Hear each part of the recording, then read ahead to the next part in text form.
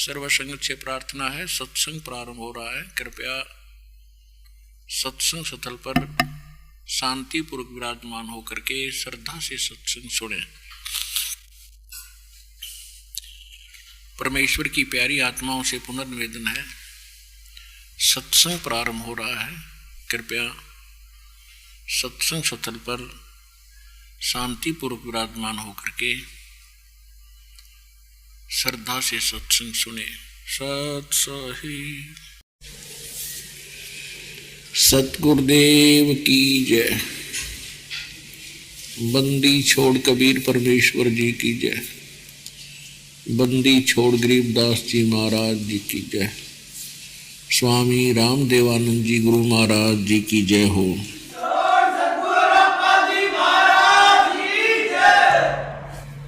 कर जोरूं विनती करूं,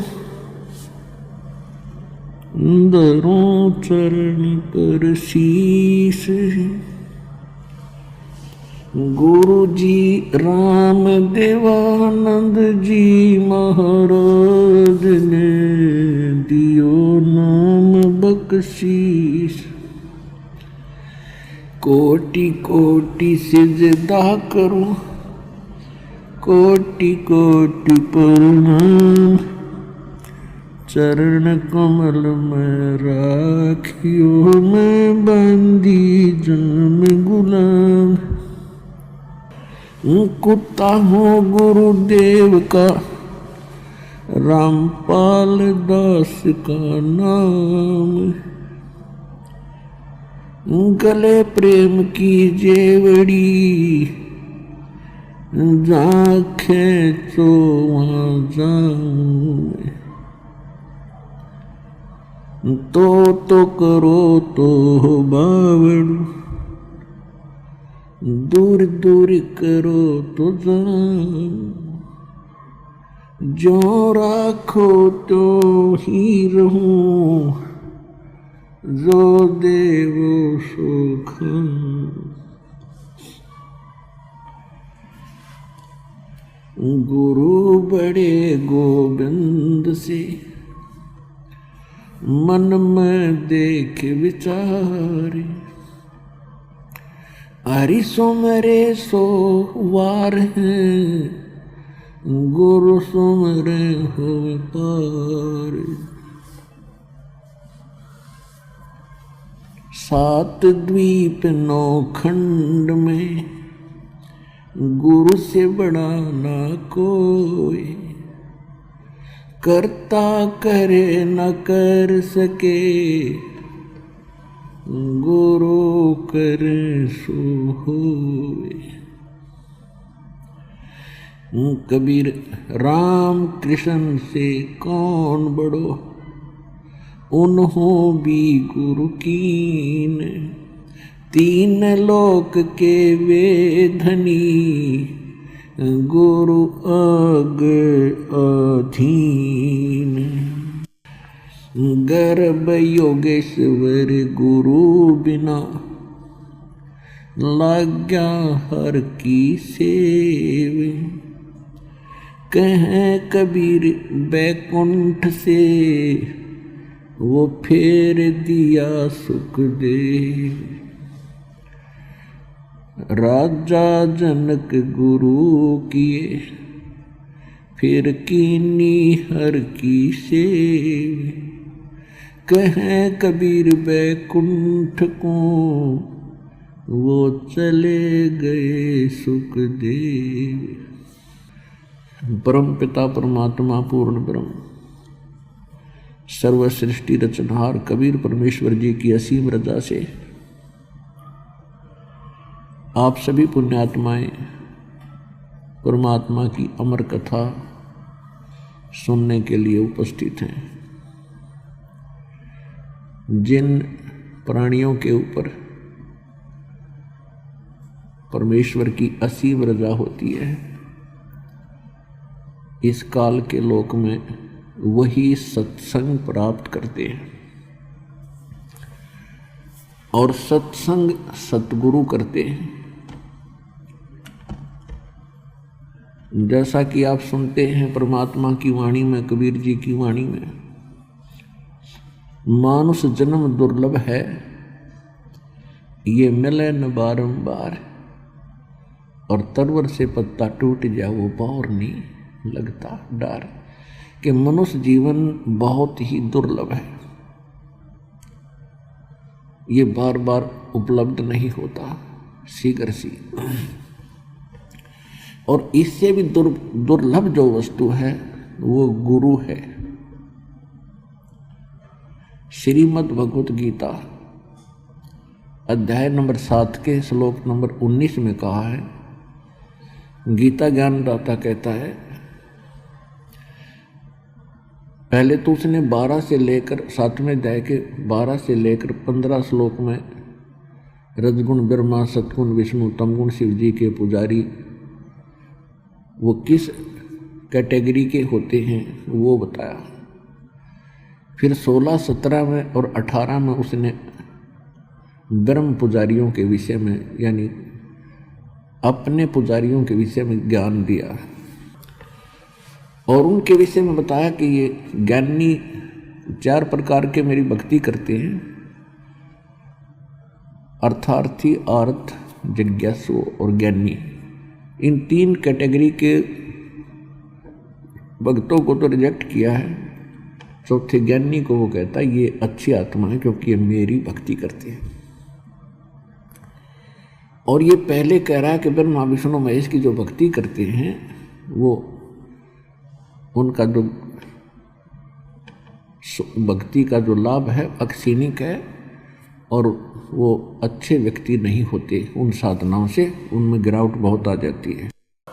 इसलिए गीता अध्याय नंबर 7 के श्लोक 14 में कहता है कि ये मुझे भी ना बचते, ये त्रिगुणमयी माया ब्रह्मा विष्णु महेश तक ही सीमित हैं, ये मेरी भक्ति भी ना करते। गीता ज्ञानदाता ब्रह्म है, श्री कृष्ण जी में बोल रहा है।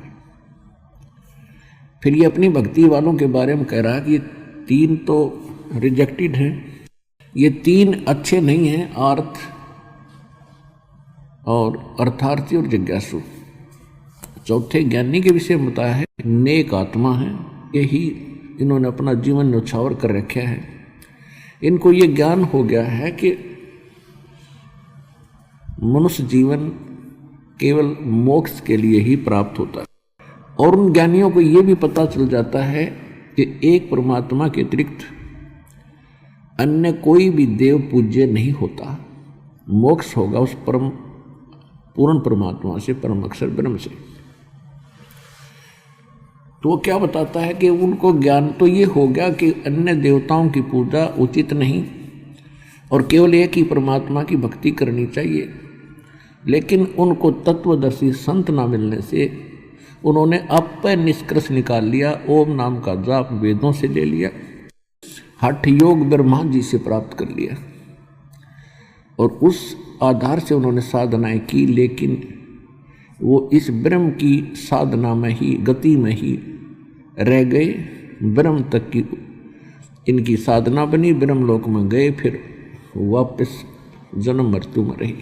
जिस कारण से ये कहता है 7वें अध्याय के 18वें श्लोक में कि ये ज्ञानी आत्मा है तो श्रेष्ठ उद्धार है, लेकिन इनको तत्वदर्शी संत ना मिलने से मेरे वाली ही उस अनुत्तम यानी घटिया गति में सचित रहे।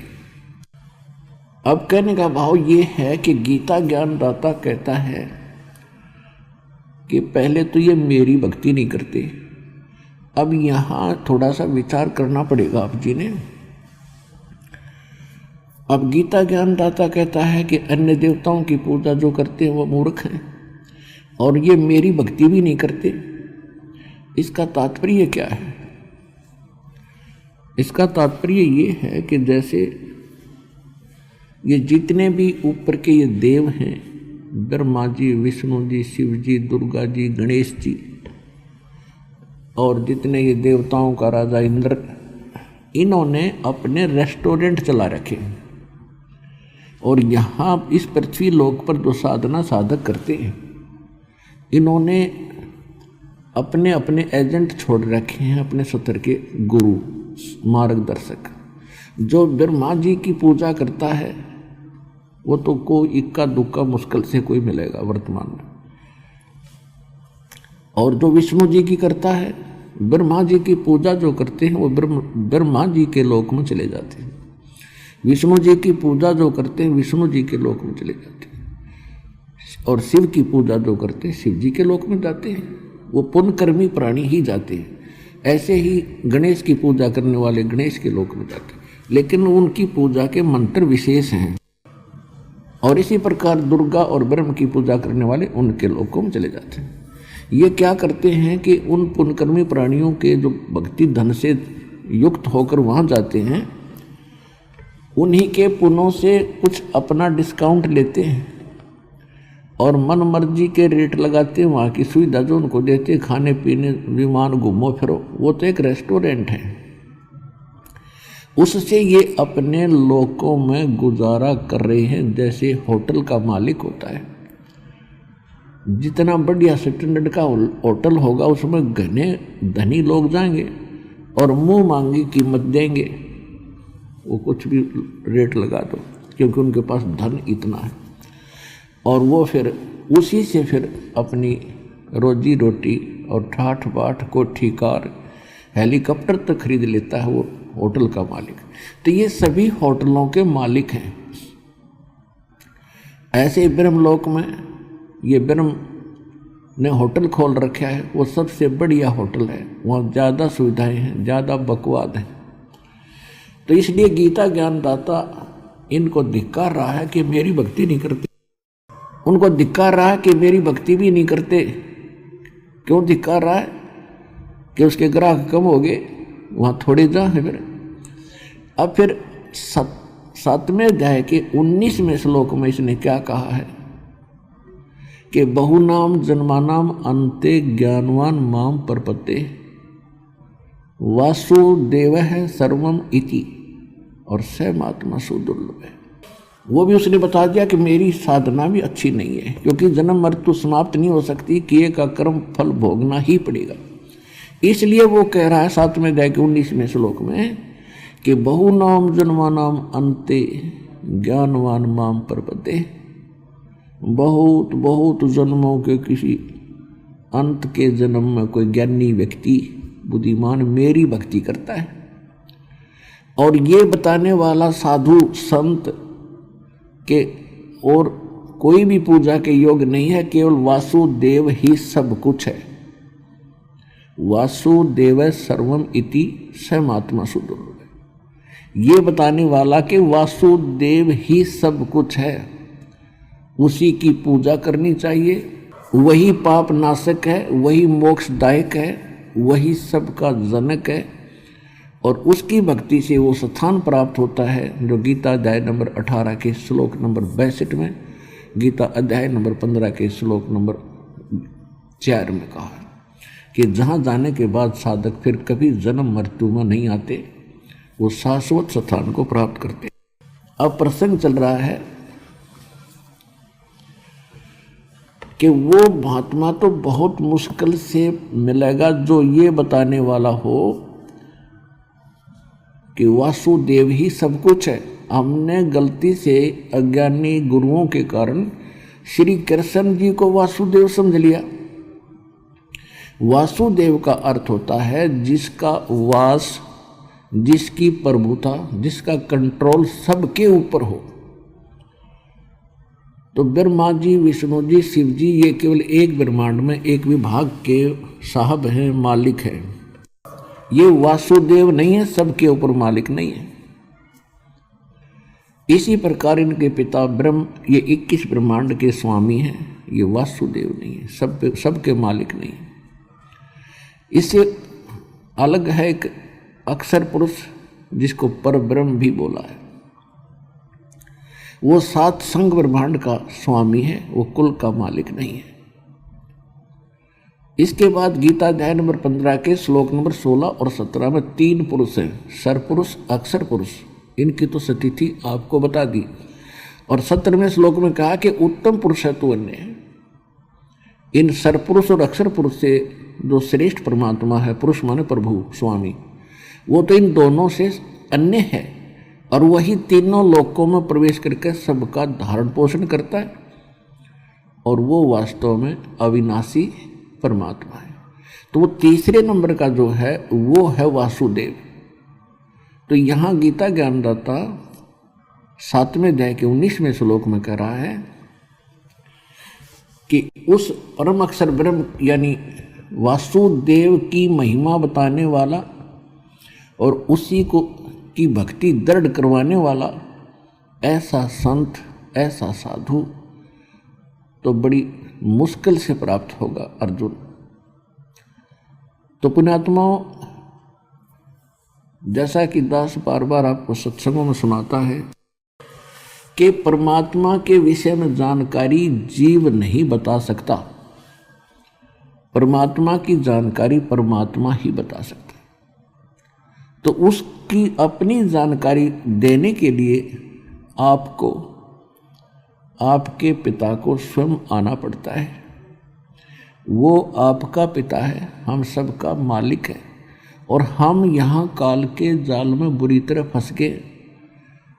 अब हमें तो ज्ञान नहीं, क्योंकि हमारी तो बुद्धि काल ने सीमित कर रखी है कि ये तेरा बेटा या तेरी बेटी, ये कार और तेरी कोठी, या जैसा भी सिंपल गुजारा है, और इसी व्यवस्था में हमें फाइनल करके छोड़ दिया। और किसी भक्ति के लिए आत्मा तड़पती रहती है, उसके लिए एजेंट छोड़ दिए, नकली दूत, आप अपने झूठे नकली संत। और ये केवल इन्हीं देवता और ब्रह्म, मैक्सिमम ब्रह्म तक की साधना ये जानते थे, और स्वर्ग लोक तक की महिमा गाया करते थे। स्वर्ग, और स्वर्ग आपको बताया दिया था, एक रेस्टोरेंट है, वहाँ अपनी पूंजी नाश करो, फिर आके यहाँ धक्के खाओ, भटको। तो उस ज्ञान को बताने के लिए परमात्मा स्वयं आते हैं, और वो स्वयं सतगुरु होते हैं। सतगुरु का अर्थ होता है जो केवल सच्चा ज्ञान दे। अब आप बुद्धिमान समाज है, एजुकेटेड है, दास के सत्संग और प्रमाणों से सुनकर के परमात्मा अपने सतलोक से चलकर आते हैं, सहशरीर आते हैं, और वो 3 प्रकार से लीला करते हैं। पूरे असंख्य ब्रह्मांडों को का पालन पोषण करने के लिए और इनको संभालने के लिए वो 3 प्रकार से लीला करते हैं। एक रूप में परमात्मा ऊपर के लोक में सिंहासन के ऊपर विराजमान है, और जैसे राजा बैठते हैं मुकुट वगैरह धारण करके, ऊपर सिर पे छत्र है उनके, और बहुत सुंदर उनका शरीर है। एक रोम में, एक बाल में करोड़ सूर्य मिला दे, करोड़ चंद्रमा, तो भी फीके पड़े हैं। इतना नूर है, इतना प्रकाश है भगवान की बॉडी का। तो वो परमात्मा एक रूप में वहाँ रहते हैं। परमात्मा के अंदर बहुत पावर होती है, वो अनेक रूप भी बना सकते हैं। दूसरी प्रकार की लीला वो करते हैं, प्रत्येक युग में एक शिशु रूप धारण करके और किसी सरोवर में कमल के फूल पर आकर विराजमान होते हैं। कमल के फूल पर ना धूल होती है रुकती है, ना गारा रुकती है, ना जल रुकता है, स्वच्छ होता है, इसलिए परमात्मा उस पर आकर विराजमान होते हैं। वहाँ से निसंतान दंपति उन्हें उठा ले जाते हैं। ये फिर वो धीरे धीरे जिस भी वर्ण में वो जाते हैं बालक रूप में, और उसी में वो अपना उसी क्रिया को करने लग जाते हैं। और उसके साथ साथ फिर जिस उद्देश्य से वो आते हैं ज्ञान प्रचार करने के लिए, एक सतगुरु की लीला करने के लिए, वो स्वयं ही आते हैं। और तीसरी प्रकार की वो लीला करते हैं परमात्मा, जब चाहें तब कभी भी प्रकट कहीं हो जाते हैं, किसी साधु संत के रूप में या किसी अन्य रूप में। क्योंकि साधु संत के रूप में इसलिए आते रहे हैं क्योंकि अब वर्तमान में तो हमें ज्ञान हो गया, अब वर्तमान में तो आप जी को ज्ञान हो जाएगा कि परमात्मा की भक्ति और साधना के लिए ये बाह्य आडंबर कोई मायने नहीं रखते। दाढ़ी मूछ मुंडा लो और चाहे बढ़ा लो, कपड़े चाहे लाल पहन लो चाहे पीले पहनो, या अपने अक्षेत्र के अनुसार पहन लो। ये तो एक तन की रक्षा के लिए और सभ्य समाज में रहने के लिए वस्त्र अनिवार्य हैं। और भक्ति से मोक्ष होगा, मंत्र से मोक्ष होगा, ये तो अब स्पष्ट हो जाएगा, हो रहा है, हो चुका है और है भी यही सत्य। लेकिन पहले ऐसी धारणा थी कि साधु संत वही होते हैं जिन्होंने बड़ी बड़ी दाढ़ी रखवा रखी हो, या बड़ी जटा हो, या कति मूंड मुंडवा रखा हो, दाढ़ी मूछ कति मुंडवा के गोटम गोट हो, लाल कपड़े पहन रखे हो। तो ऐसी वेशभूषा वाले को हम साधु संत मानते थे और उन्हीं के निकट जाकर कुछ ज्ञान चर्चा सुनने की आशा करते थे। इसलिए परमात्मा साधु संत के रूप में ही प्रकट हुआ करते थे और कलियुग के अंदर वो विशेषकर एक जिंदा महात्मा के रूप में आए हैं, महापुरुषों को मिले हैं और सतगुरु की पूर्ति करने के लिए वो स्वयं ही आते हैं। गरीबदास साहिब जी गांव छुड़ानी जिला जज्जर के अंदर एक किसान जाट परिवार के अंदर उनका जन्म हुआ और उनको भी परमात्मा इसी उद्देश्य से मिले थे। जो समागम अब चल रहा है ये उसी उपलक्ष्य में है कि इस फाल्गुन सुदी द्वादशी को परमात्मा स्वयं आए थे सचखंड से चलकर और छुड़ानी के जंगल में, छुड़ानी के खेतों में, गांव छुड़ानी के खेतों में, जहां आदरणीय गरीबदास साहिब जी 10 वर्ष के बालक अपने ही खेतों में अपनी ही गौओं को चरा रहे थे, वहाँ पाली ग्वाला रूप में गए हुए थे और उनके साथ में गांव के और भी कई 10-20 अन्य पाली ग्वाले थे जो उनसे ज़्यादा आयु के थे। सन 1727 को जब गरीबदास जी 10 वर्ष के हो चुके थे, गरीबदास जी का जन्म संवत 1774 सन 1717 में हुआ और ये घटना जिस दिन परमात्मा मिले उसमें वो 10 वर्ष के थे, तो संवत 1784 सन 1727 और ये फाल्गुन सुदी, फाल्गुन उतरते की द्वादशी दिन के 10 बजे परमात्मा उस छुड़ानी के जंगल में आके, जहाँ ये बालक पाली एक जंडी के पेड़ के नीचे बैठ कर आहार कर रहे थे, भोजन खा रहे थे, उससे 4-5 एकड़ दूरी पर सतलोक से आकर अवतरित हुए और एक यात्री की तरह वहाँ से गुजर रहे थे। सभी पालियों ने प्रार्थना की कि महाराज जी भोजन खाओ, विश्राम करो। परमात्मा वहाँ खड़े हुए, उन्होंने आसन दे दिया, कुछ चादर वगैरह बिछा दी, वो बैठ गए। तो परमेश्वर ने कहा कि भाई भोजन तो मैं खाऊं नहीं, क्योंकि मैं अपने गांव से भोजन खा के आया हूं। तो उन ग्वालों ने, पालियों ने पूछा कि आपका गांव कौन सा है बाबा जी? परमात्मा ने बताया मेरा गांव सतलोक है। अब उन बच्चों को इतना ज्ञान पालियों को नहीं था कि उन्होंने सोचा होगा कोई गांव सतलोक होगा, कोई गांव। फिर उन्होंने कहा कि महाराज कितनी दूर है आपका गांव यहाँ से?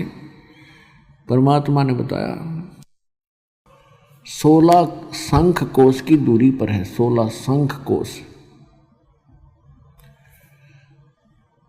16 शंख पर हमारा तकिया, हम गगन मंडल के जिंदा, हुक्म हिसाबी हम चल आए, ये काटन काल का फंदा। कहते 16 शंख पर, 16 शंख पर, 16 शंख कोश की दूरी पर हमारा स्थान है, हमारा निज गांव है। और हम यहाँ किसी उद्देश्य से आए हैं, इस काल के जाल को काटने के लिए, यथार्थ ज्ञान बताने के लिए।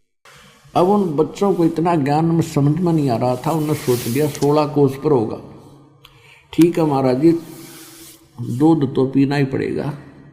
ऐसे हम जाने नहीं देते महात्मा साधु और अतिथि को, हमें पाप लगेगा जो हमारे पास से कुछ खाए पिए जाएगा। तो परमात्मा ने कहा भी ठीक है, अगर आप कुछ खिलाना पिलाना चाहते हैं तो मैं कुंवारी गाय का दूध पिया करूँ, कुंवारी गाय का दूध पिला दो।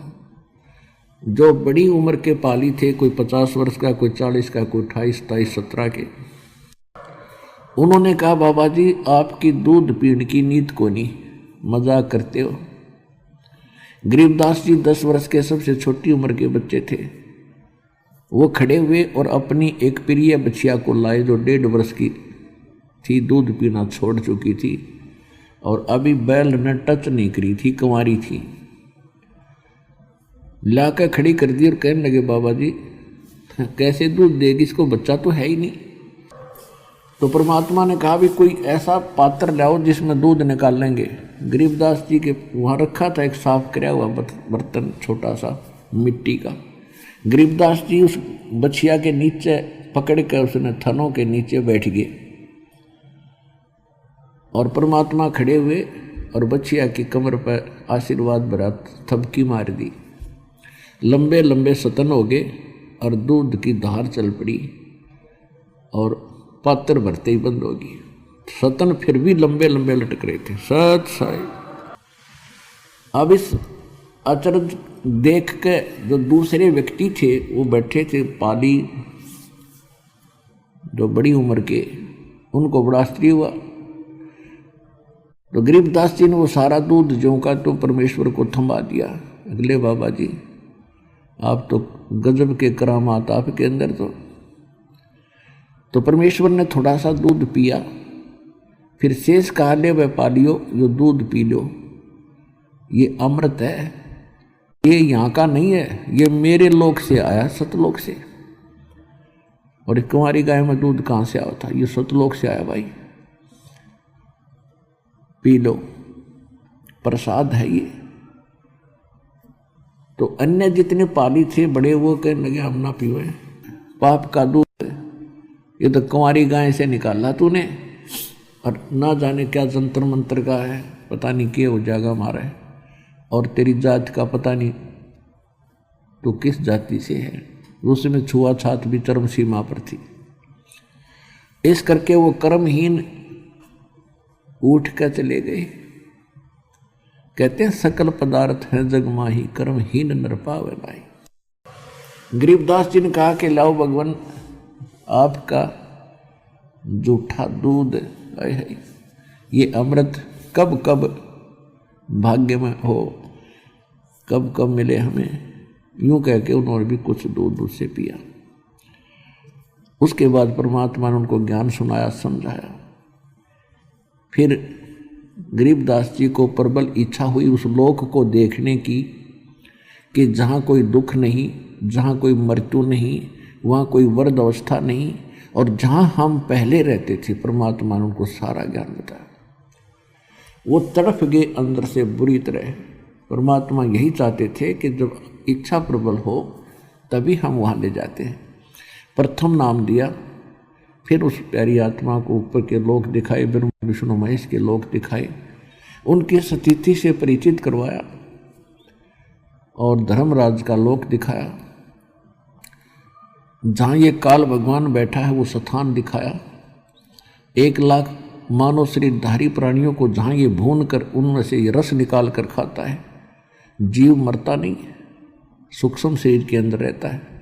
फिर वहाँ से उसको भेज देता कर्माधार पर, जहाँ उसकी और जैसा भी संस्कार होता है उस योनि में प्राणी चला जाता है, उसमें से वो गंध निकाल लेता है। तो सारे जीवन में ये मानव शरीरधारी प्राणी जितने भी आहार करता है उसका कुछ सूक्ष्म कुछ अंश सूक्ष्म शरीर में लिप्त हो जाता है।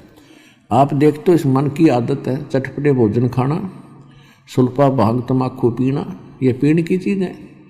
सबसे ज़्यादा कुबध करवाना, ताकि ये अंदर इसमें मटेरियल बढ़िया बने इसके खाने के लिए।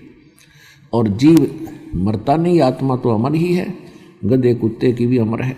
लेकिन ये मनुष्य जीवन इसलिए प्रदान करता है, इसकी मजबूरी है, ना तो ये मनुष्य जीवन भी ना दे आपको।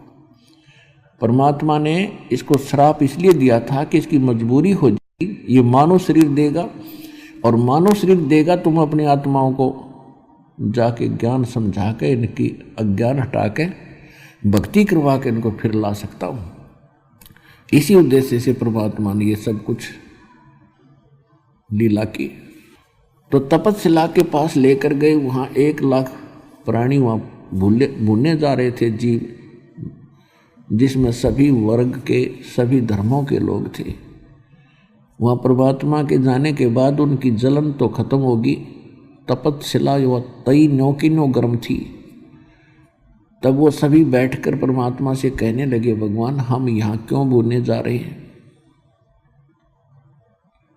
तब परमेश्वर ने बताया कि आपने सतलोक के अंदर एक ऐसी भयंकर भूल करी थी, जिसके परिणाम स्वरूप आपको ये दंड मिल रहा है। और इसके बाद जो इस पृथ्वी पर जो पाप पुण्य तुम करते हो, तो इन्होंने अलग व्यवस्था कर रखी है। पाप के लिए नरक और स्वर्ग के लिए, पुण्य के लिए स्वर्ग बना रखे है, और जन्म मृत्यु आपकी सदा बनी रहेगी। वहाँ परमात्मा ने तपस्शिला के ऊपर दुख पा रहे प्राणियों से पूछा कि आप मुसलमान हैं? कहाँ जी। आपने कौन सी साधना की थी? जी कुरान शरीफ के आधार से।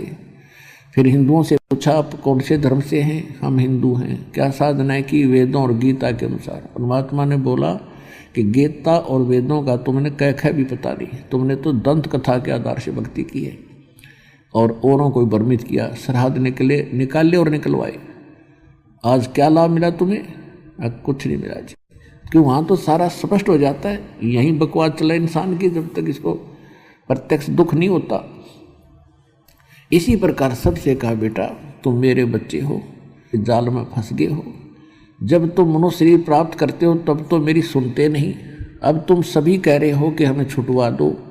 हे भगवान फिर गलती नहीं करेंगे। ऐसा नहीं होगा।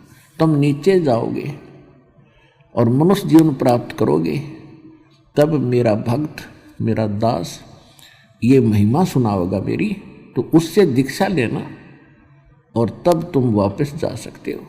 ऐसा कहकर उनको संतोष दिया और कहा कि जिसको तुम निराकार बताते थे, ब्रह्म को, यही तो सारा नाश करे बैठा है। ये तुम्हें खा रहा, ये काल है।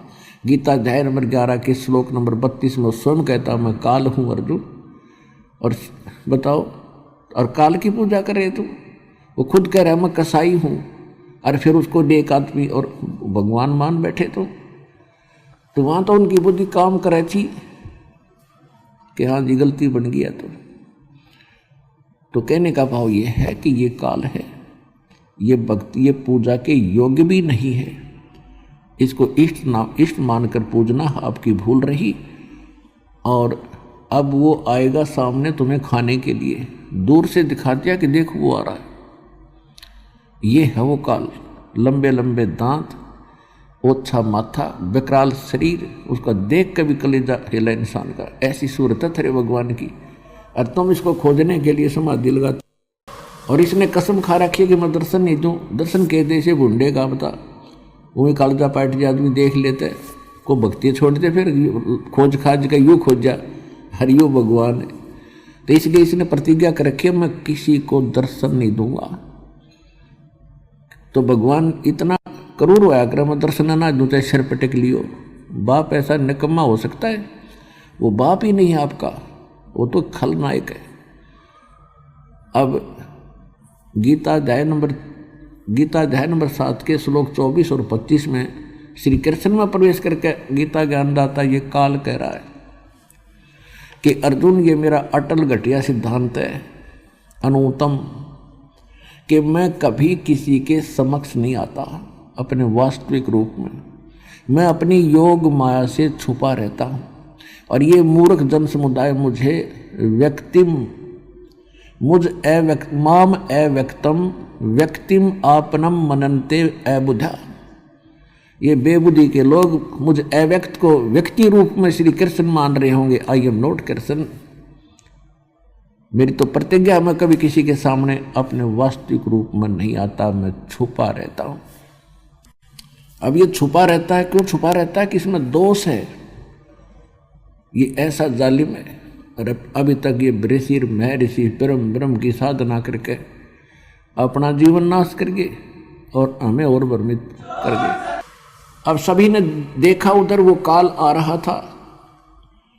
अब परमात्मा ने कहा कि अब तुम जाओ यहाँ से, तुम्हारा समय हो गया है। काल ने क्या कर रखा है कि एक ऐसा समय निर्धारित कर रखा है, आरंभ रखा है। धर्मराज के दरबार में उनका कैलकुलेटेड होता है। जो कर्म आप प्रतिदिन करते हो इसकी एक फैक्स कॉपी डेली फटाफट आपके वहाँ धर्मराज की फाइल में पहुँच जाती है, जहाँ प्रत्येक आत्मा की न्यारी न्यारी फाइल है। और वहाँ जाते ही वो कैलकुलेटेड बाहर सामने आती है। जिस दिन जिनको वहाँ पहुँचना होता है तो 1 सेकंड में जाओ भाई, उनके सामने होता है युग उत्ता युगदा युग उत्ता युगदा युग, चलो। और ये स्वर्ग में ये नरक में फैसला कर देता है।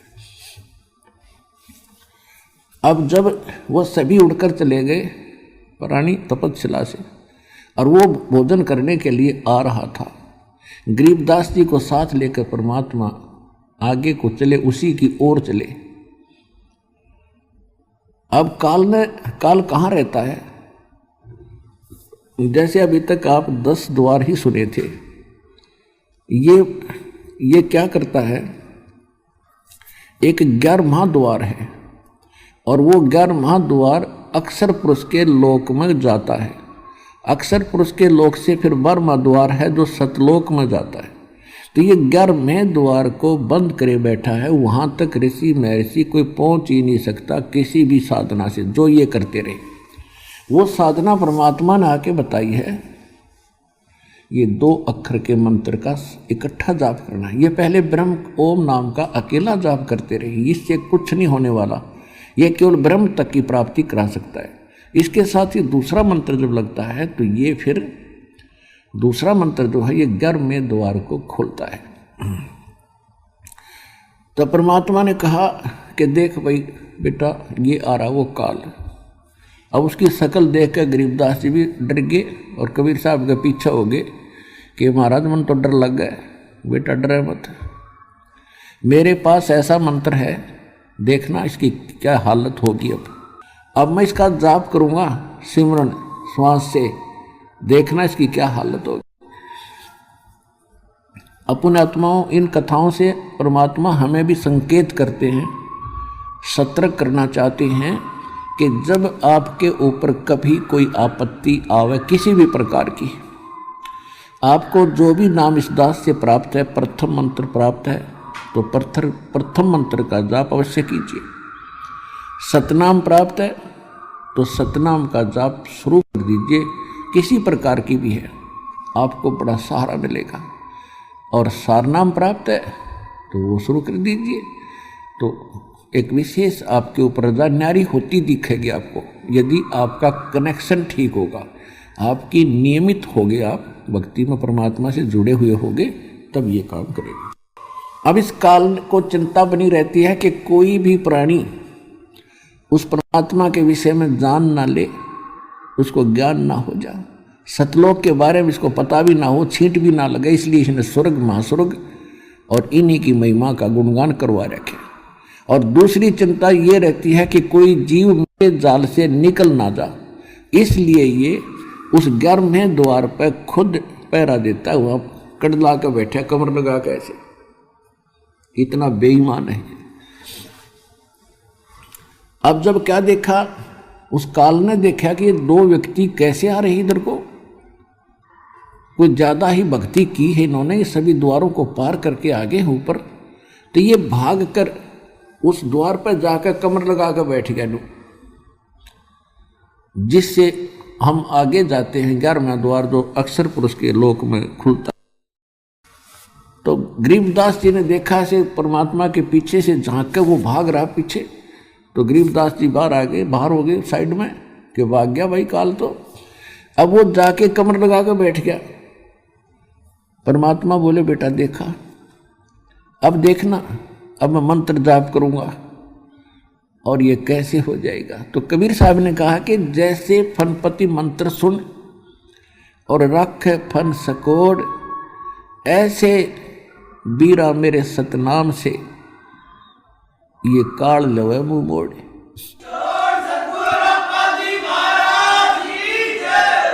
जैसे सर्प यानी फनपति सर्प, जैसे सर्प ऐसे फन उठाकर और खड़ा हो यानी आक्रमण करने की तैयारी में हो, तो गारडू एक मंत्र बोल देता है। उस मंत्र के प्रभाव से वो अपने आप मुरझा जाता है और फल अपने फन को इकट्ठा कर लेता है। वो उस पोजीशन में उस हिम्मत नहीं रहती उसकी कि वो उस फन को ऐसे फैलाए रखे, वो इकट्ठा हो जाता है यानी निष्क्रिय हो जाता है। तो गरीबदास जी को दृढ़ कर रहे हैं क्योंकि उनको अपना चेला बनाना था और हमारे लिए उनको दृढ़ करना था, प्रैक्टिकल करवा के लाए उस बच्चे का। और जिसके कारण उस गरीबदास जी को ज्ञान प्राप्त हुआ, तो उसके कारण उनके दृढ़ता के कारण आज ये बाग लग गया भगवान। तो उसको दृढ़ कर रहे थे कि ये पक्का गवाह बने मेरा, आंखों देख ले मेरी सामर्थ्य को और जो मंत्र में रखता हूं उसकी करामात को, उसमें कितनी शक्ति है, कितनी ताकत है। जैसे फनपति मंत्र सुन और राखे फन सकोड़, लेवे फन सकोड़, ऐसे बीरा मेरे सतनाम से यू काल लवे मुंह मोड़। तो उसी समय परमात्मा ने सतनाम का जाप किया।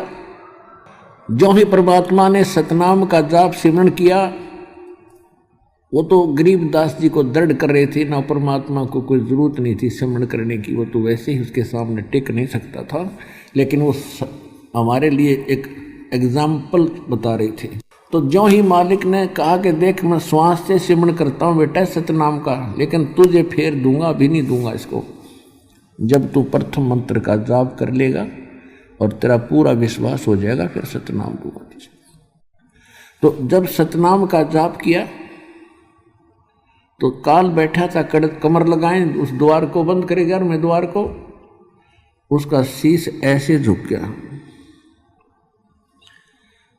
कबीर परमात्मा, और वो गेट आधे से ज्यादा खाली हो गया। कबीर परमात्मा बोले बेटा रख इसके सिर पर पैर और चल पर ले साइड में। गरीबदास जी कूद कर चढ़ गए, उसके सिर पर परली साइड में जंप लगाएंगे, फिर परमात्मा उसके सिर पे पैर रख के परे हट गए। वो फिर हट गया, चल बाकी कोई और ना निकल जाए, दो तो गए सो गए। अब परमात्मा के और गरीबदास जी के अंदर जाते उसने फिर कटला ली कमर, और फिर नो देख लेता दूर तक कोई है नहीं आसपास, तब जाता वहाँ खाने के लिए, और एक नज़र उसकी वही रहती है गेट के ऊपर। तो कहने का भाव ये है कि फिर अक्सर पुरुष के लोक में जो सात संग ब्रह्मांड का क्षेत्र है, जब परमात्मा वहाँ पहुँचे तो वहाँ जो अक्सर पुरुष है वो ऐसा निकम्मा नहीं है, वो प्रत्यक्ष रहता है। वहाँ भी जन्म मृत्यु है, पशु पक्षी हैं, लेकिन यहाँ के अतिरिक्त वहाँ कुछ अधिक सुविधा है। लेकिन जन्म मृत्यु कर्माधार से दुख और सुख वहाँ भी विद्यमान है, वो भी लोक अच्छा नहीं है, आयु भले ही वहाँ की ज़्यादा है, उसका क्या फायदा। तो गरीबदास जी को प्रैक्टिकल करवा रहे थे सारा कि यहाँ ये भगवान है, ये स्थिति है इनकी, और यहाँ के प्राणी ये इस स्थिति में, नीचे वालों से ये कुछ ठीक है, इनके शरीर भी कुछ ज़्यादा अच्छे मटेरियल के हैं, लेकिन ये सभी मृत्यु और जन्म के अंदर और वृद्धावस्था इनमें भी, रोग कष्ट इनके भी हैं, अपने कर्म आधार के नरक स्वर्ग भी वहाँ बना रखे हैं। तो वहाँ परमात्मा ने ये आपको एक सतनाम के अंदर एक अक्षर और दूंगा, उस सतनाम के दूसरे अक्षर की कमाई हम यहाँ देते हैं, ये सभी यहाँ देंगे इसको, तभी आगे जाने देता है। और फिर परमात्मा गरीबदास जी को 12वें द्वार पर लेकर गए। तो 12वें द्वार पर इस अक्षर पुरुष के वहाँ अधिकारी गेट कीपर रहते हैं। तो वहाँ जाते ही परमात्मा को देखकर वो साइड पकड़ जाते हैं, क्योंकि मालिक के सामने तो सभी फाटक खुलते चले जाते हैं। और बताया कि उस दूसरे मंत्र की कमाई जो धन होगा आपका, यहाँ डिपॉजिट करना होता है। फिर वो 12वां द्वार पार करके सतलोक में प्रवेश किया। तो पुण्यात्माओं, ये जो सत्संग चल रहा है ये इस उपलक्ष्य में है, जो ये समागम चल रहा है कि इस दिन ज्येष्ठ फाल्गुन सुदी द्वादशी को परमात्मा सतलोक से चलकर आए थे, आदरणीय गरीबदास साहिब जी को मिले थे। हमारे लिए एक बहुत ही महत्वपूर्ण दिन है ये, और जिसके कारण उस जो ज्ञान परमात्मा ने अपनी प्यारी आत्मा गरीबदास जी को दिया, उस ज्ञान में इतनी निर्मलता, इतनी सत्यता है कि सभी ग्रंथों से मेल करके आपको दास ने दिखा दिया, और जिस कारण से आज आप भगवान को पहचानने में सफल हुए और विश्वास हुआ आपको। ये उसी दिन की देन है जिस दिन परमात्मा स्वयं आकर अपनी प्यारी आत्मा को मिले थे, फिर उनको वापस छोड़ा था, उनके अंदर ये ज्ञान फीड कर दिया था, और ये आँखों देखा चश्मदीद गवाह बना कर छोड़ गए भगवान अपने बालक को, जिसने ठोक कर गवाही दी सच्चे भगवान की, जो आज हमारे सहयोग में आई। इसलिए ये ज्ञान ये बार बार बताया जा रहा है, क्योंकि प्रत्येक सत्संग में और श्रोता बदलते रहते हैं। एक सामूहिक शिक्षा सथल है ये, जिसमें प्रथम कक्षा से लेकर PhD तक का ज्ञान ऐसे ही कराया जाएगा, एक ही लेक्चर से, इन सत्संगों के माध्यम से। तो प्रत्येक सत्संग में श्रद्धालु बदलते रहते हैं, इसलिए आज आपको फिर से ये वही कहानी सुनाई जो 12 तारीख को पहले सुनाई थी आप। तो कहने का भाव यह है कि इसके बाद गरीबदास जी और परमेश्वर जब प्रवेश हुए, जिंदा महात्मा के रूप में परमात्मा थे, और वहाँ जाने के बाद नीचे से जो आत्मा जाती है सूक्ष्म शरीर वाले, वहाँ जाते ही उनके ऊपर एक ऐसा कवर चढ़ जाता है, और उसकी पूरी बॉडी का, शरीर का जो प्रकाश है 16 सूर्य जितना रोशनी हो जाता है वहाँ गए हुए प्राणी का। और परमात्मा के एक रोम में करोड़ सूर्य मिला दे, करोड़ चंद्रमा, यानी ब्रह्म और जीव में इतना अंतर है, सामर्थ्य में भी और उनके नूर में भी। ये कहते हैं जीव और ब्रह्म एक ही है, ये बकवादी लोग थे, न कख भी नहीं पता था। अब क्या हुआ कि परमात्मा जैसे वेद, ऋग्वेद मंडल नंबर 9 सूक्त 82 के मंत्र 1 में आपको दिखाया कई बार दास ने कि परमात्मा जो सारी सृष्टि का रचने वाला सर्व उत्पादक प्रभु है, वो सब पापों का नाश करने वाला है, और वो देखने में राजा के समान दिखाई देता है। राजा कैसे होता है? सिंहासन पर बैठता है, सिर पे मुकुट होता है और ऊपर एक छत्र होता है। तो गरीबदास जी ने आंखों देख करके फिर अपनी अमृतवाणी में कहा है, सवेत छत्र सिर मुकुट विराज, देखत ना उस चेहरे नू, कि उस परमात्मा के सिर पे मुकुट है, ऊपर एक सफेद छत्र है। उस मालिक को नहीं देख पा रहे हो आप, क्योंकि आपकी साधना और आपका ज्ञान गलत है। अब गरीबदास जी ने क्या देखा कि परमात्मा बैठे हैं अन्य रूप में सिंहासन के ऊपर, एक रोम यानी बाल में, रोमकूप कहो बाल कहो, रोमकूप वो स्थान है जिसमें बाल उगता है। तो 1 करोड़ सूर्य करोड़ चंद्रमा दोनों की रोशनी भी फीकी पड़े, ऐसा नूर पूरी बॉडी, एक बाल का तो पूरी बॉडी का कितना होगा। तो वहाँ दिव्य दृष्टि काम करती है, चरम दृष्टि नहीं रहती, चरम दृष्टि देख ही नहीं सकती उसको। तो नीचे से जो साधु रूप में गए थे परमात्मा, जिंदा के महात्मा रूप के रूप में गए थे, वहाँ एक चवर रखा था, उसको उठाकर जिंदा महात्मा वाला रूप अपने ही दूसरे स्वरूप पर जो सिंहासन यानी तख्त पर बैठे भगवान के सिर पे चंवर करने लगे। गरीबदास जी सोच रहे हैं कि भगवान ये है भाई जो सिंहासन पर बैठा, तख्त पर बैठे, और ये बाबा जी यहाँ का कोई इनका पुजारी है, सेवक है। इतना सोच ही रहे थे तभी वो तेजों में शरीर खड़ा हुआ और जिंदा वाला बाबा जी वाला शरीर, बाबा जी उस पर बैठ गए अनंत कोट ब्रह्मांड के सिंहासन पर। अब गरीबदास जी सोच रहे हैं कि भाई कमाल हो गया, भगवान उठ लिया, बाबा जी बैठ गया, और चवर करने लगे। फिर वो तेजों में रूप अपने उस बाबा जी यानी जिंदा महात्मा के स्वरूप पर सिंहासन पर बैठे हुए पे, गरीबदास जी उधर भी देख रहे हैं, उधर भी देख रहे हैं, ये क्या होगा, ये कैसे हो रहा। इतने में वो सोच ही रहे हैं कि भगवान कौन सा इनमें, सत्य पुरुष कौन है। इतने में वो तेजों में शरीर वाला परमात्मा जिंदा महात्मा के शरीर में समा गए, और अकेले वह जिंदा महात्मा वाले शरीर का इतना नूर हो गया जितना पहले तेजों में शरीर वाले भगवान का था, और चवर अपने आप घूम रहा ऊपर ऑटोमेटिक। तब परमात्मा ने कहा था कि बच्चा, सारे ब्रह्मांडों का मालिक मैं हूँ, और बेटा तू मेरी प्यारी आत्मा था, काल के जाल में फंसे हुए हो तुम। सारी कथा सुनाई, वहाँ देखो ठाठ बाट। परमात्मा ने दिखाया कि सामने देखो, जितने भी नीचे 21 ब्रह्मांड में ये गए हैं प्राणी, उन सब के देखो ये मैल न्यारे न्यारे खड़े बेटा। वहाँ एक एक कमरे में एक एक झोपड़ी बना के अपना टाइम पास मुश्किल से करें, ऐसे ठाठ को छोड़ के गए, भरी थाली कर लात मार के गए वो मूर्ख। तो वो बड़ा महसूस किया गरीबदास जी ने, भगवान सचमुच है, कहाँ ये तो बहुत सुंदर महल है, बड़े अच्छे बाग बगीचे, आंगन में बड़े ठाठ हैं, फुहारे चल रहे हैं, बड़ी भूल बनी हमसे। फिर गरीबदास जी कहने लगे, मालिक मुझे यहीं रख लो, मैं नहीं जाऊँ उस गंदे लोक में। वहाँ ऐसी दिव्य दृष्टि प्राप्त हो जाती है कि वहाँ से आप नीचे झांक कर देखोगे, आपको ये ब्रह्मांड ऐसे ऐसे दिखेंगे छोटे छोटे, और वहाँ से आप प्रत्येक प्राणी को देख सकते हो, सुई भी कण भी पैदा हो उससे भी देख सकते हो, ऐसी दृष्टि मिलती है।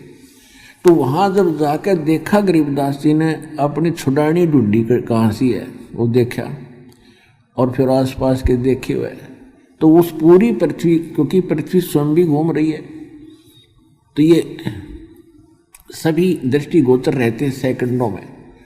तो वहाँ क्या देखा, जैसे कीड़े मकोड़े वहाँ के सुंदरता और वैभव को देखकर, या तो ऐसा था जैसे कुरड़ी हुआ कर कूड़ा करकट का स्थान होता है, वहाँ ये पशु पक्षी डांगर सुअर घूमते रहते, तो उसकी तुलना में ये आपके ऐसे स्थान है, इंक्लूडिंग स्वर्ग और महास्वर्ग। पृथ्वी का तो रौला ही खत्म है। तो गरीबदास जी को बड़ा धक्का लगा, कहने लगे भगवान वहाँ नहीं जाऊँ मैं, मुझे तो यहीं रख लो दाता। परमात्मा बोले बेटा ऐसे नहीं रखा जा सकता, क्योंकि आप यहाँ आप वहाँ अपनी इच्छा से गए थे, और जब आप यहाँ से गए आप भक्ति धन से युक्त थे, परिपूर्ण थे। अब तुम कंगाल वाली है, वहाँ मजदूरी करते फिरते एक एक दाने के लिए, तुम्हारे पास टोक नहीं खाने को। अब मैं ऐसा मंत्र दूंगा तेरे को, और उस मंत्र की कमाई करना। एक ही सांस का सिमरण होगा सतनाम का, 2 अक्षर के का, फिर सार नाम दूंगा। इसकी इतनी कमाई बन जाएगी कि कुछ ही वर्षों के अंदर आप उतने ही धन से परिपूर्ण हो जाओगे, और फिर आपकी इच्छा बन, ऐसा ज्ञान दूंगा कि इस ज्ञान से आपको ये समझ में आएगा कि वो लोक क्या है और ये लोक क्या है। आप तो देख ही चुके हो, और आपको इसलिए लाया हूँ, आप वापस जाओगे, जाना पड़ेगा, क्योंकि आपको भक्ति करनी ही पड़ेगी, वैसे नहीं रह सकते, ये नियम है मेरा। और मैं तेरे साथ रहूँगा बेटा, जय तू मर्यादा में रहेगा और मेरी भूल नहीं पड़ेगी, तेरे ऊपर कोई आपत्ति नहीं आने दूंगा, तेरे साथ रहूँगा, एक सेकंड सेकंड की तेरी केयर टेक करूँगा, मेरे से छुपा नहीं कुछ भी। तू भक्ति करना, ये सिमरण करना, और जाके मेरा गवाह बन, तेरे भाई बहनों को जगा, उनको समझा, इसलिए तुझे यहाँ लाया हूँ। और तेरे से पहले हमने सुल्तान इब्राहिम सुल्तान को और दादू जी को और नानक जी को हम यहाँ लाए थे, उनको ये स्थान दिखाया था और फिर उनको छोड़ा था, उन्होंने भक्ति की बेटा, और वो फिर यहाँ आए हैं। तो ऐसे ही आप जाओ। और मैं और बताता हूँ तेरे को, 120 वर्ष में काशी में धाणक एक जुलाहे की भूमिका किया करता था, और उस समय भी मैंने ज्ञान प्रचार किया था। लेकिन इस काल ने अहमद धर्मदास जी को भी यहाँ लाया था, मुल्कदास को लाया था, और भी बहुत से लिख बताए उन्होंने। लेकिन धर्मदास जी ने जो मेरा ज्ञान लिखा था, जो 120 वर्ष तक मैंने रहकर बोला था, काल के भेजे हुए इन 12 पंथों में इन्होंने उसमें काफ़ी परिवर्तन कर दिया। अब मैं तुझे वो ज्ञान पुनः दूंगा, तेरे अंतःकरण में फीड कर दूंगा, और तू वहाँ जाकर बेटा इसने सुनाना और लिखवाना। आने वाले जो 5500 वर्ष कुलयुग बीतेगा, उस समय पूरा तहलका मचाएंगे, पूरे विश्व के प्राणियों को हम शिक्षा ग्रहण करवाएंगे, ये शिक्षित होंगे, सदग्रंथों से को पहचानेंगे, जानेंगे, और फिर हम आएंगे और पूरे विश्व को बेटा सच्चा ज्ञान बताएंगे। तुम उस समय प्रमाण बनोगे, एक गवाह बनोगे जनता के दिल डटने, उनको विश्वास होगा तेरे भाई बहनों को कि आंखों देख कर आ रहे वो झूठ थोड़ी बोल सकते। और गरीबदास जी 1400 एकड़ के मालिक थे, किसान थे, जाट थे, तो कोई भिखारी नहीं, भाट नहीं थे, किसी स्वार्थ से उन्होंने झूठ बोला हो। तो इसलिए ये दृढ़ता आवेगी प्रत्येक प्राणी को कि जो गरीबदास ने कहा वो सारी सच्ची, तू जा बेटा। तो परमात्मा का जो काम होता है वो कच्चा नहीं होता, वो निष्प्रयोजन नहीं होता। तो गरीबदास जी को इतना समझाने के बाद वो राजी हो गए, कहने लगे परमात्मा साथ रहियो दास के, वो तो गंदा लोग है, वहाँ तो एक सेकंड का भरोसा नहीं कि बिजली गिर जाए। परमात्मा देख रहे थे गरीबदास जी, किसी ब्रह्मांड में प्रलय हो रही है, किसी में आग लग रही है, किसी में पानी भर गया है, कि तो हाहाकार मच रही है। तो उस लोक को देखकर जो शांति वहाँ थी, उसके बाद जितने भी ब्रह्मांड थे, 7 संघ अक्षर पुरुष के, 21 ब्रह्मांड इस काल सरपुरुष के, सब में हाहाकार मची दिखाई देती। तो वो है वो शांत स्थान। गीता अध्याय नंबर 18 के श्लोक नंबर 62 में कहा कि अर्जुन तू सर्वभाव से उस परमेश्वर की शरण में जा, उस परमेश्वर की कृपा से तू परम शांति को और शाश्वतम स्थानम, यानी उस शाश्वत स्थान को, उस सत्यलोक को प्राप्त होगा, सनातन परम धाम को प्राप्त होगा। गीता अध्याय नंबर 15 के श्लोक 4 में कहा कि जहाँ जाने के बाद साधक फिर लौटकर कभी वापस नहीं आते। तो वो स्थान देखा गरीबदास जी ने, और फिर आकर के यहाँ वो ज्ञान बताया।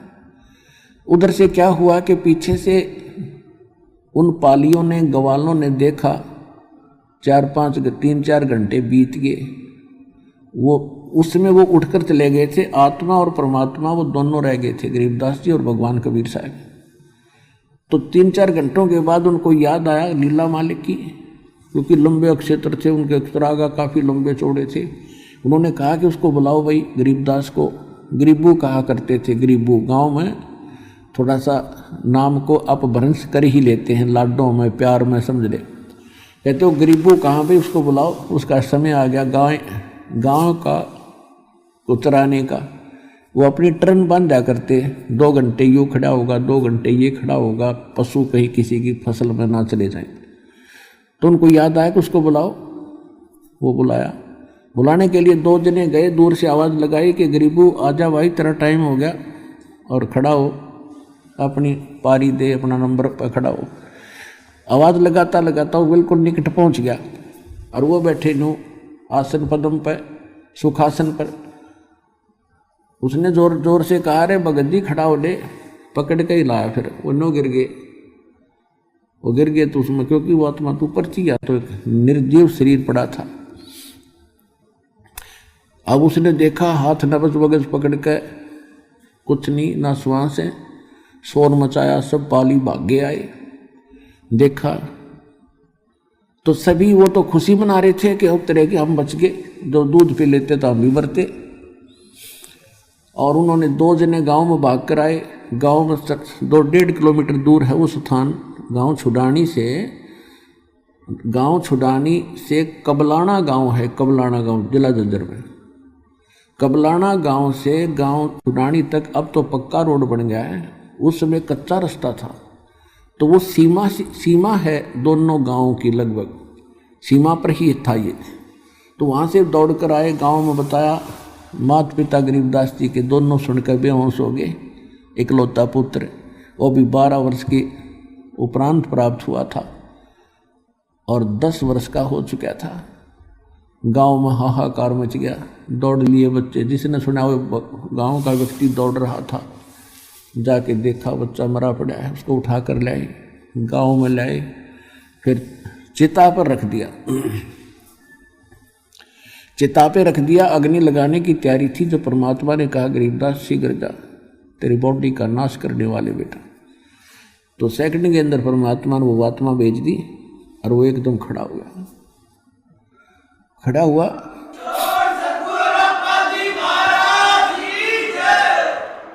अब यदि गरीबदास जी सोए हुए होते तो उठकर ये सोचते सोपन था, लेकिन वहाँ तो हाहाकार मच रहा और सारे गांव के लोग खड़े और मायूसी सारी। देखा करो सचमुच भाई मैं तो कहीं और ही होकर आया और वो सच्ची बात है। उधर से मालिक ने वह वाणी उसमें फीड कर ही दी थी। उसके बाद गरीबदास जी उस वाणी के अतिरिक्त कुछ भी नहीं बोल रहा था, क्योंकि वो फीड वो कर दिया। अब वह कैसेट वह डाल दी तो वह बोल रहेगी भगवान वाली वो ज्ञान मालिक ने दिया था, तो वह मेमोरी कार्ड डाल दिया उसके अंतःकरण में। परमात्मा ने सारा यु ज्ञान भर के अब वो उठता है अपना लग गया, वही वाणी बोलन होए। अब लोगों ने समझा, गांव वालों ने सोचा लड़का पागल तो हो गया, क्योंकि ना हमारी बात सुनता और हम पूछें कुछ यू बात कर रहा है कुछ। उन्होंने सोचा मेंटल हो गया, उसके कारण उसको पागल कहने लगे, बावड़ा मेंटल। ऐसे 3 वर्ष बीत गए। अब माँ बाप को शांति हुई, चलो जैसा भी है पागल है जैसा है, हमारा बेटा जीवित तो हो गया, तो उनको खुशी हुई। अब वो बोला अमृतवाणी, गांव वाले समझे नहीं। गांव वाले कहें यो पागल, और परमात्मा उस गरीबदास ने दिखा सारा गांव पागल। तो वो क्या सुनाया करते थे गांव वालों को, भजन करे राम दुआई रे, भजन करे राम दुआई रे, भजन करे राम दुआई रे, भजन करे राम दुआई रे। जन्म अमोली तुझे दिया नर, देही पाई रे, देही को देवा लोचते, सुर नर मुनि भाई रे, भजन कर राम दुहाई रे, भजन कर राम दुहाई रे। गरीबदास जी कहा करते रहे भक्ति कर लो, हे भगवान हे परमात्मा, बुरा हाल है यहाँ पर और इतना सुंदर शरीर आपको दिया।